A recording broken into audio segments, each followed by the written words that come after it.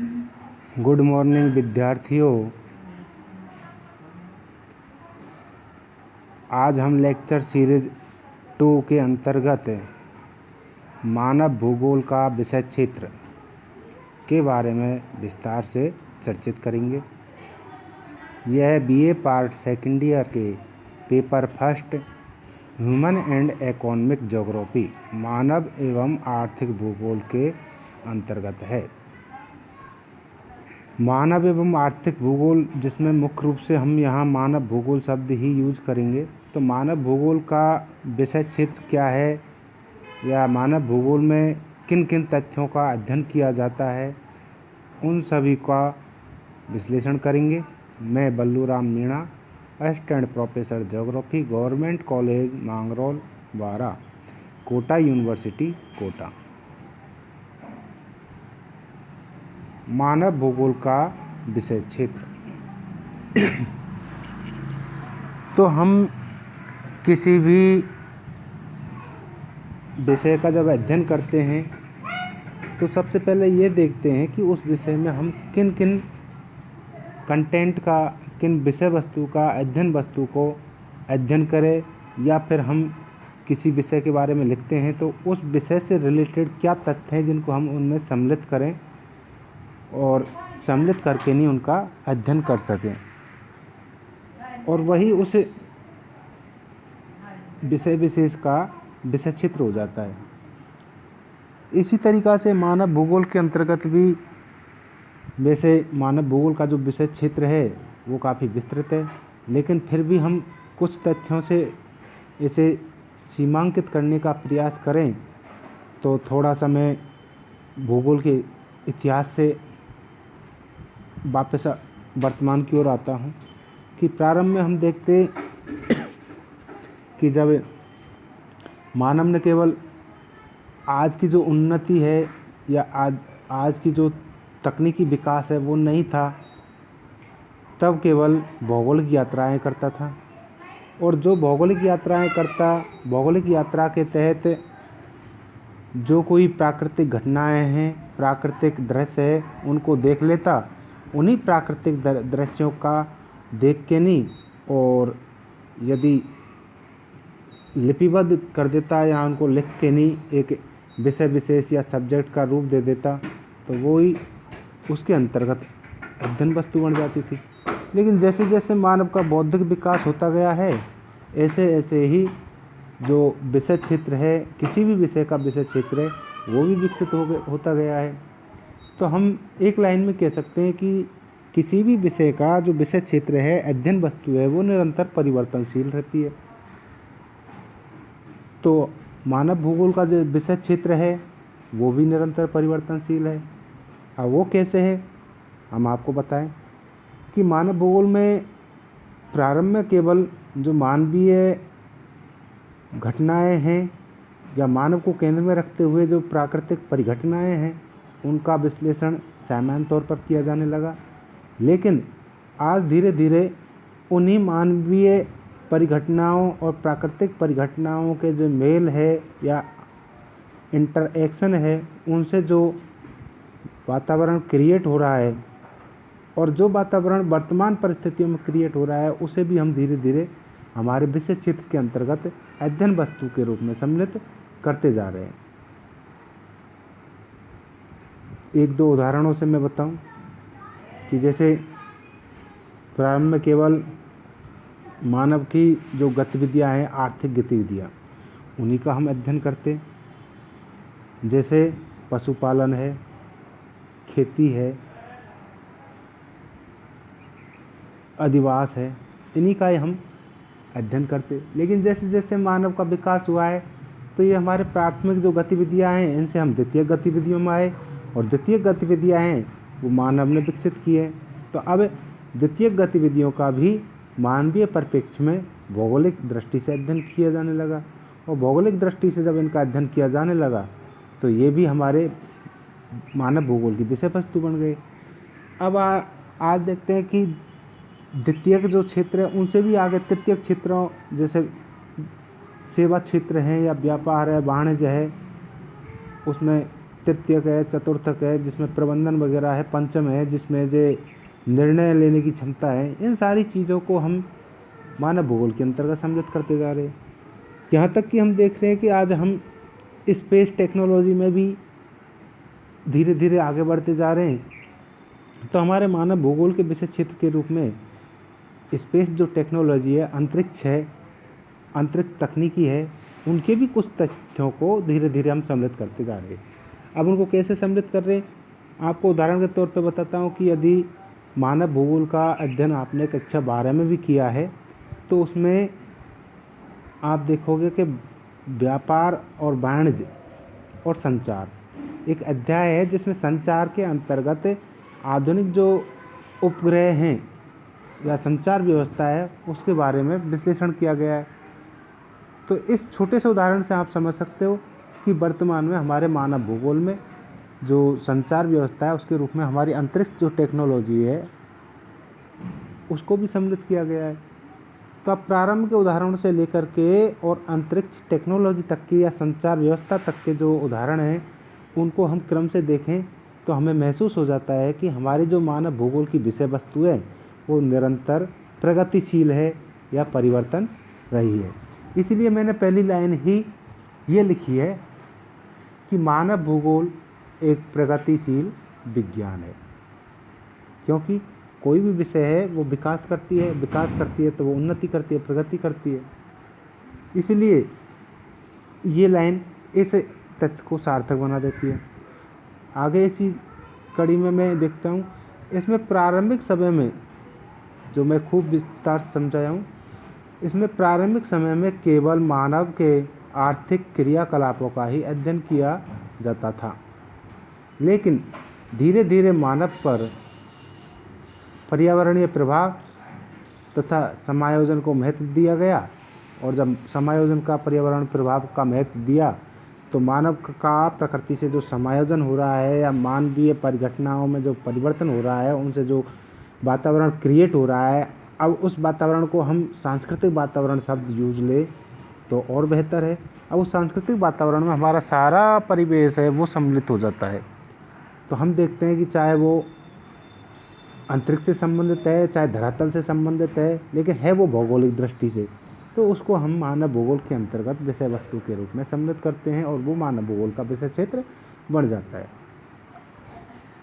मानव भूगोल को अलग विषय के रूप में पहले भी मैं बताया हूँ कि जो जर्मनी भूगोलवेत्ता है फ्रेडरिक रेडजेल, 19वीं शताब्दी में सर्वप्रथम फ्रेडरिक रेडजेल ने भौगोलिक अध्ययन में मानवीय पक्षों को सम्मिलित किया था, क्योंकि इससे पहले यूनानी जो भूगोलवेत्ता हैं उन्होंने ज़्यादातर जो प्राकृतिक पक्ष है उसका विश्लेषण किया है, लेकिन वैज्ञानिक दृष्टिकोण से सबसे पहले फ्रेडरिक रेडजेल ने ही एक सिस्टेमेटिक तरीक़ा से भूगोल के अंतर्गत मानवीय पक्ष को सम्मिलित किया और मानवीय पक्ष को सम्मिलित करते हुए भौतिक परिवेश से इसे अलग स्थापित किया। और अलग स्थापित करने के कारण ही मानव भूगोल की स्थापना एक स्वतंत्र शाखा के रूप में हो सकी। और जब स्वतंत्र शाखा के रूप में हो सकी तो इनका एक ग्रंथ है, पुस्तक है प्रसिद्ध एंथ्रोपोज्योग्राफी, जो पिछले लेक्चर में भी मैं बता चुका हूँ और पहले भी आप पढ़ चुके होंगे। तो उस मानव भूगोल या एंथ्रोपोज्योग्राफी पुस्तक से ही एक विशिष्ट विषय के रूप में इसका रूप क्रिएट हुआ है और इसी कारण रेडजेल को मानव भूगोल का जनक कहते हैं। यदि आरेख से हम मानव भूगोल की विषय वस्तु को समझें तो हम देखें कि हमारी जो मानव भूगोल की विषय वस्तु है वो किस तरीक़ा से क्रिएट हुई है। हम प्रारंभ में ही बता रहे हैं कि हमारी एक भौतिक वातावरण है या प्राकृतिक वातावरण है। तो सबसे पहले प्राकृतिक वातावरण, ये जो गोला किया है इसमें लिखा हुआ है प्राकृतिक वातावरण, ठीक है। अब दूसरा है मानव। अब मानव के साथ साथ में मानव का जो गतिविधियां हैं या क्रिया प्रतिक्रिया है तो वो दूसरा तथ्य हो गया मानव की गतिविधियां, ठीक है। अब मानव की गतिविधियां और प्राकृतिक वातावरण दोनों में इंटरेक्शन होता है, दोनों क्रिया प्रतिक्रिया करते हैं। अर्थात दूसरे शब्द में कहूँ कि मानव प्राकृतिक वातावरण में कोई भी बदलाव करता है या समायोजन करता है तो उनसे एक नया वातावरण जनरेट होता है। अब वो नया वातावरण है सांस्कृतिक वातावरण, ठीक है। और सांस्कृतिक वातावरण है, यही सांस्कृतिक वातावरण फिर अध्ययन वस्तु के रूप में विकसित होती है, जो एरो से दिखाया है। तो ये मानव भूगोल की अध्ययन वस्तु हो गई।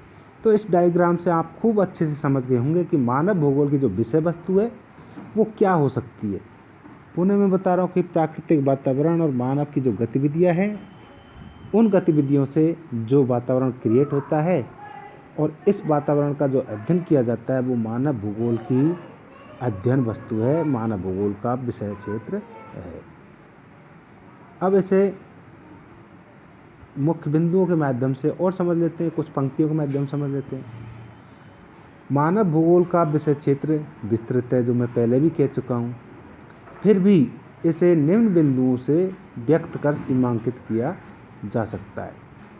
भाई कभी कभी प्रश्न उठता है कि सर प्राकृतिक वातावरण है उसमें क्या सम्मिलित करते हैं, मानवीय गतिविधियाँ हैं उनमें क्या सम्मिलित करते हैं, इनसे जो इंटरेक्शन से सांस्कृतिक वातावरण है वो क्रिएट होता है तो उसमें क्या सम्मिलित किया जाता है।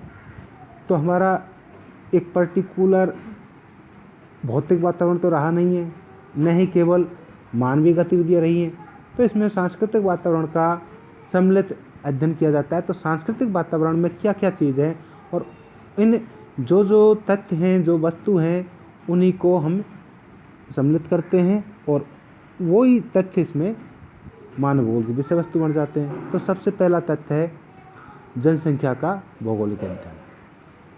मानव भूगोल के अंतर्गत जनसंख्या का अध्ययन किया जाता है।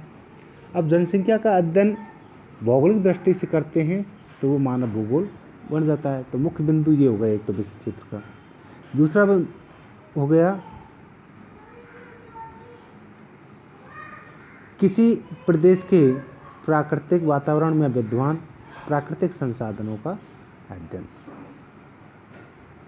भाई कोई क्षेत्र विशेष है, उदाहरण के तौर पर अपना जो मांगरोल है, मांगरोल उपखंड है, तहसील है, इसके अंतर्गत जितने भी प्राकृतिक साधन है, चाहे वो खनिज है, चाहे कृषि है, चाहे रोड है, चाहे अधिवास है, गाँव है, नगर है, ठीक है ना। अब गाँव नगर है ये तो सांस्कृतिक वातावरण हो गए, लेकिन जो प्राकृतिक वातावरण के अंतर्गत है, जैसे कृषि हो गया, एक प्राकृतिक वातावरण का हो गया, धरातल है वो प्राकृतिक वातावरण का हो गया। हालांकि कृषि को मानव करता है लेकिन है एक प्रकृति से जुड़ा हुआ है। तो ये सारे जो संसाधन है, खनिज है ना, भू आकृति है यहाँ की, तो इनका जो विश्लेषण है वो मानवीय परिप्रेक्ष्य में भौगोलिक दृष्टिकोण से किया जाता है। तो इन संसाधनों का जब हम अध्ययन करते हैं तो ये हमारे मानव भूगोल की विषय वस्तु बन जाती है। अगला बिंदु है सांस्कृतिक भूदृश्यों का अध्ययन। अब ये सांस्कृतिक भूदृश्य आ गए कि सांस्कृतिक भूदृश्य क्या है, जिसे हम अंग्रेजी में लैंडस्केप भी कहते हैं। और इस लैंडस्केप के अंतर्गत जर्मनी भूगोलवेत्ताओं ने सादृश्य प्रदेश कहीं पर दूसरे शब्द यूज़ किए हैं, लेकिन लैंडस्केप शब्द को सबसे पहले अमेरिकन भूगोलवेत्ता थे कार्ल सावर, उन्होंने यूज किया है 1925 में। और उन्होंने अपना एक शोध पत्र लिखा था, दृश्य भूमि या सांस्कृतिक दृश्य भूमि, और उसी नाम से प्रसिद्ध है और तभी से ये शब्द बहुत प्रचलित में हो गया है। अब सांस्कृतिक दृश्य भूमि के अंतर्गत क्या है, तो सांस्कृतिक दृश्य भूमि को हम थोड़ा सा समझ लेते हैं कि मानव ने प्राकृतिक वातावरण में बदलाव करके जो नया वातावरण क्रिएट किया है, जो हमें दिखाई देता है, वही सांस्कृतिक दृश्य है। और दृश्य भूमि क्या है, क्योंकि हमारे धरातल पे है सब कुछ, और जब धरातल पर पृथ्वी तल पर होने के कारण वे दृश्य भूमि हो जाती है कि जैसे हमें दृश्य दिखाई देता है भूमि से जुड़ा हुआ। उदाहरण के तौर पर मान के चलो कहीं पर जंगल है, वन है, अब उन वन क्षेत्र की जगह हमने कोई गाँव है वो वहाँ पर डेवलप हो गया, गाँव है धीरे धीरे डेवलप होके नहीं कस्बा बन गया, कस्बा है डेवलप होके नहीं नगर बन गया, नगर है डेवलप होके नहीं, धीरे धीरे उद्योग वगैरह उसमें प्रचलित हुए, व्यापार वाणिज्य बढ़ा, रोड बड़ा, इंफ्रास्ट्रक्चर है वो विकसित हुआ, वो महानगर बन गया। अब ये महानगर है तो नगर से लेकर के, कस्बा से लेकर के महानगर तक का कोई भी जो भूभाग है वही सांस्कृतिक दृश्य भूमि हो गया। अर्थात जिसमें कोई प्रकृति के अलावा संस्कृति भी झलके तो वही सांस्कृतिक दृश्य भूमि है।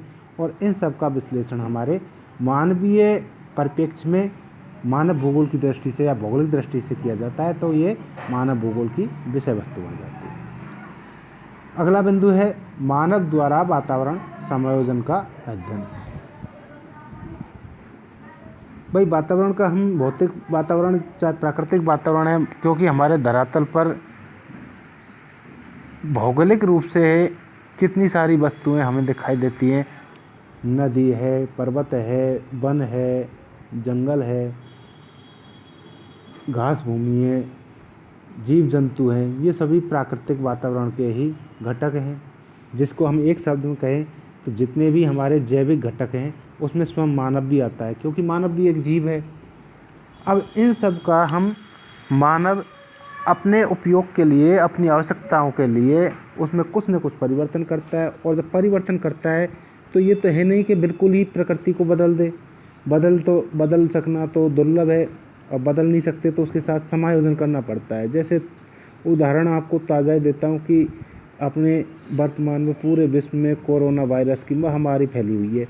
अब ये कोरोना वायरस है वो प्राकृतिक आपदा है, क्योंकि प्रकृति के द्वारा जुड़ी हुई है, प्रकृति से जुड़ी हुई है। परंतु मानव अपने अस्तित्व को बचाने के लिए, उससे बचने के जो उपाय कर रहा है, जैसे हम वर्तमान में देखते हैं कि मास्क लगाना, सैनिटाइज़र करना, सोशल डिस्टेंसिंग, तो ये सब हमारे जो समायोजन के तथ्यों के अंतर्गत सम्मिलित किए जा सकते हैं। तो हमारे वर्तमान वातावरण क्या चल रहा है कि कोरोना महामारी का फैलाव हो रहा है। तो ये तो हो गया भौतिक वातावरण, प्राकृतिक वातावरण। लेकिन मानवीय परिप्रेक्ष्य में इसका विश्लेषण हम करें तो इस कोरोना महामारी से हम निपटने के लिए हमने सामंजस्य स्थापित किया है कि इससे बचने के उपाय, तो ये वातावरण समायोजन हो गया। अब किसी भी चीज़ में आप इसको देख सकते हैं कि जैसे नदी है, प्रवाहित होती है तो नदी प्राकृतिक तथ्य है, लेकिन उसका उपयोग मानवीय तथ्य से कि उसमें आप नौकायन कर रहे हो तो वह वातावरण समायोजन हो गया। इसी तरीक़ा से जंगल क्षेत्र है, कृषि है, आप किसी भी तथ्य को लेकर के इसे स्पष्ट कर सकते हैं। तो इन सभी तथ्यों का हम मानव द्वारा वातावरण समायोजन के अंतर्गत सम्मिलित करते हैं और इसे हम मानव भूगोल की विषय वस्तु में मानते हैं। अगला है किसी क्षेत्र या प्रदेश के स्थानिक संगठन का अध्ययन। मानव भूगोल की विषय वस्तु के अंतर्गत किसी क्षेत्र या विशेष प्रदेश विशेष का जो स्थानिक संगठन है उसका विश्लेषण किया जाता है। इसे हम एक विशिष्ट उदाहरण से देखते हैं। हमारे अध्ययन के दो उपागम है भूगोल के अंतर्गत। एक तो है सिस्टमेटिक अप्रोच जिसे हम क्रमबद्ध उपागम बोलते हैं, और एक है रीजनल अप्रोच जिसे हम प्रादेशिक उपागम बोलते हैं। क्रमबद्ध उपागम के अंतर्गत हम सामान्य अध्ययन करते हैं संपूर्ण पृथ्वी का, लेकिन जो रीजनल उपागम है उसके अंतर्गत है या प्रादेशिक उपागम है उसके अंतर्गत हम पृथ्वी को पहले छोटे छोटे भागों में विभाजित करते हैं। अब उदाहरण के तौर पर हम बता दें आपको कि हमारी संपूर्ण पृथ्वी को हमने 7 भागों में 7 महाद्वीपों में विभाजित कर दिया। महाद्वीपों को हमने देशों में विभाजित कर दिया, देशों को हमने राज्यों में विभाजित कर दिया, राज्यों को हमने जिलों में विभाजित कर दिया, जिलों को हमने तहसीलों में विभाजित कर दिया, तहसीलों को हमने गांवों में विभाजित कर दिया। जब इन सारी एक सिस्टमेटिक तरीक़ा से हमने इन्हें विभाजित किया है, अब किसी एक, जैसे हमने गांव का अध्ययन किया है या तहसील का अध्ययन किया है, तो वो तहसील है वो एक क्षेत्र विशेष हो गया। अब इसे हम प्रदेश भी कह सकते हैं। तो इस क्षेत्र में या किसी क्षेत्र विशेष में या प्रदेश में जो भी प्राकृतिक वातावरण से या सांस्कृतिक वातावरण से वहाँ का जो स्थानिक संगठन है या आधारभूत ढांचा विकसित हो रहा है उसका विश्लेषण हम करें तो ये किसी क्षेत्र या प्रदेश का स्थानिक संगठन कहलाएगा, और इसका विश्लेषण ही हमारी मानव भूगोल के अंतर्गत सम्मिलित किया जाता है। अगला है पृथ्वी तल पर विभिन्न परिवेशों में निवास करने वाले मानव समूह के संपूर्ण क्रियाकलापों का अध्ययन। हमारे मानव में भी विविधताएं पाई जाती है। मानव जो प्रजाति है उसमें भी विविधता पाई जाती है। कहीं पर हमको आदिम जनजातियां हैं तो कहीं पर विकसित तकनीकी वाला मानव भी हमें दिखाई देता है। तो भिन्न भिन्न क्षेत्र में जो वातावरण है उसके अकॉर्डिंग वहाँ की जो मानवीय परिस्थितियाँ हैं वो हो जाती है, और मानवीय परिस्थितियाँ हैं या प्राकृतिक वातावरण के अनुसार जो कोई क्षेत्र विशेष में मानव आर्थिक क्रियाएं या गतिविधियां करता है उनका विश्लेषण हमारे मानव भूगोल के अंतर्गत किया जाता है। अब उदाहरण के तौर पर कि विश्व के अंतर्गत जैसे एस्किमो जनजाति है वो बर्फीले क्षेत्रों में पाई जाती है, तो वहाँ की जो आर्थिक गतिविधियाँ हैं या मानव की जो गतिविधियाँ हैं वो भूमध्य रेखीय क्षेत्र की जो मानवीय गतिविधियाँ हैं उनसे भिन्न पाई जाएगी, क्योंकि भूमध्य रेखीय क्षेत्र का जो तापमान है, वर्षा है, जलवायु है वो ध्रुवीय क्षेत्रों से भिन्न है। इसी तरीक़ा से मध्य अक्षांशों में जो क्षेत्र है वहाँ का जो मानव है उसकी गतिविधियाँ अलग होगी, और ध्रुवीय क्षेत्रों की या शीतोष्ण क्षेत्र है, उष्ण क्षेत्र है, उनकी अलग होगी। ज़्यादातर हम विश्व के अंतर्गत देखते हैं कि जितने भी हमारी जनसंख्या का जो निवास है वो मध्य अक्षांशों में अधिक पाया जाता है। क्यों पाया जाता है? क्योंकि मध्य अक्षांशों के अंतर्गत जो भौगोलिक वातावरण है या प्राकृतिक वातावरण है वो सबसे उपयुक्त है, क्योंकि न तो अधिक ठंड पड़ती है, न अधिक गर्मी पड़ती है, न अधिक वर्षा है, न अधिक वर्षा की कमी है। तो ऐसी परिस्थिति में सबसे उपयुक्त है। इसीलिए आप जब जनसंख्या का अध्ययन करते हैं तो हम देखते हैं कि जो मध्य अक्षांश है उनके अंतर्गत विश्व की सर्वाधिक जनसंख्या पाई जाती है।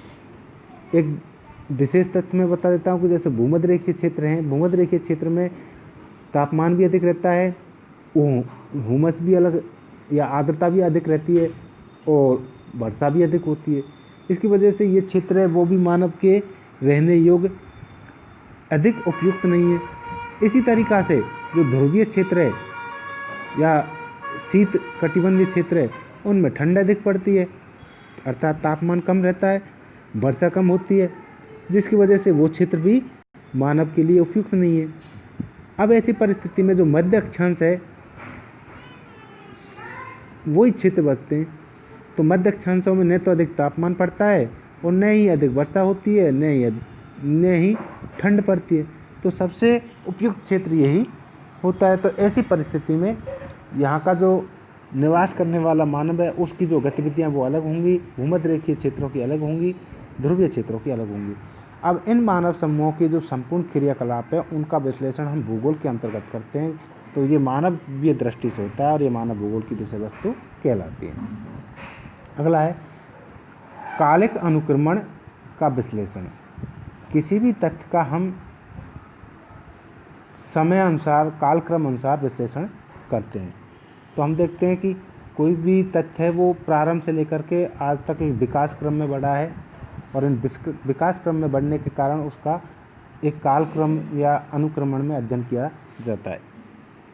एक छोटा सा उदाहरण आप बता देता हूँ कि यदि किसी वस्तु का हम स्थान की दृष्टि से अध्ययन करते हैं तो वो तो भूगोल कहलाती है, लेकिन यदि उसी तथ्य का हम समय की दृष्टि से अध्ययन करते हैं तो वो इतिहास बन जाता है, और ये इतिहास है वो ही कालिक अनुक्रमण है।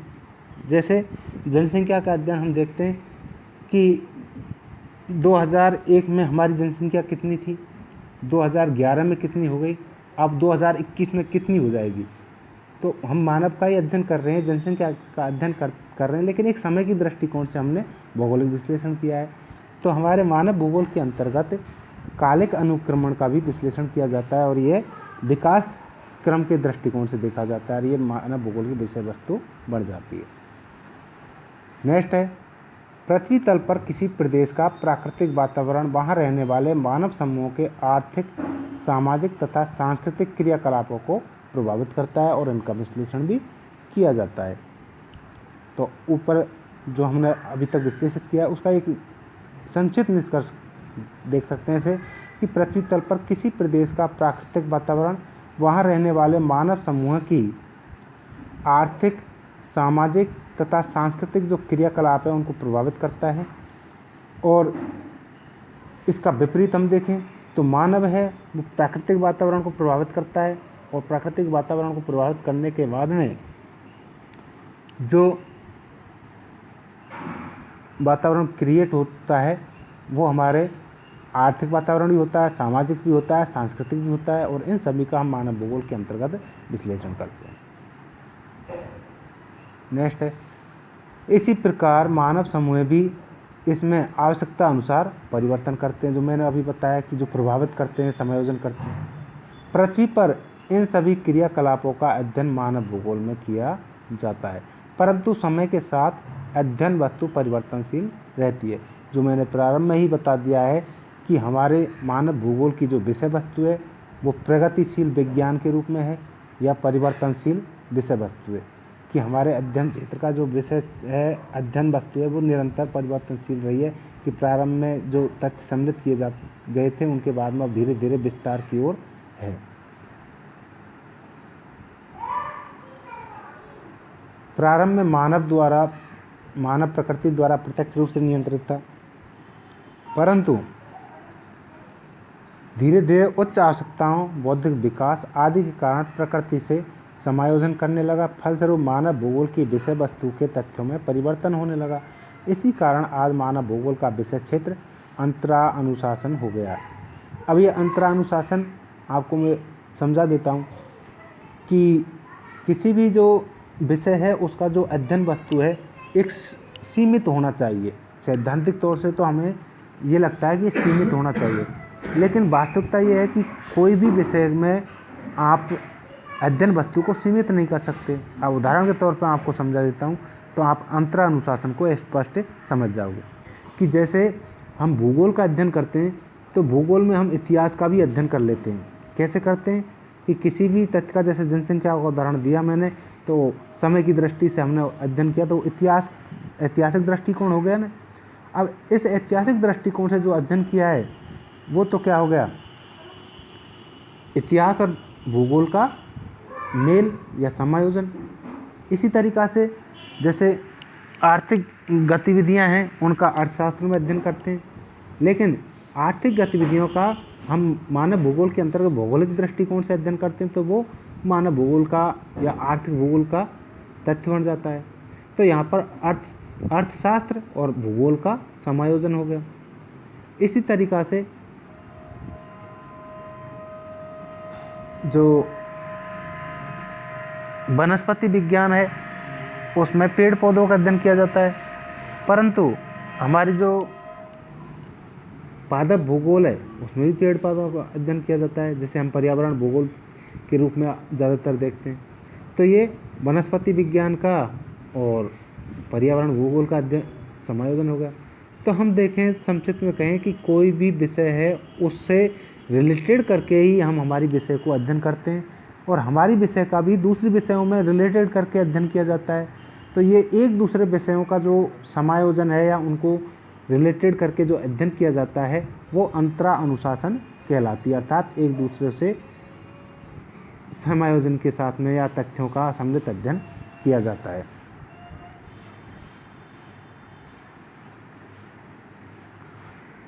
मानव भूगोल की विषय वस्तु निरंतर परिवर्तनशील रही है। संक्षेप में हम कह सकते हैं कि मानव भूगोल के विषय क्षेत्र के अंतर्गत मानव तथा उसके द्वारा निर्मित सांस्कृतिक वातावरण का विश्लेषण मानव भूगोल के विषय क्षेत्र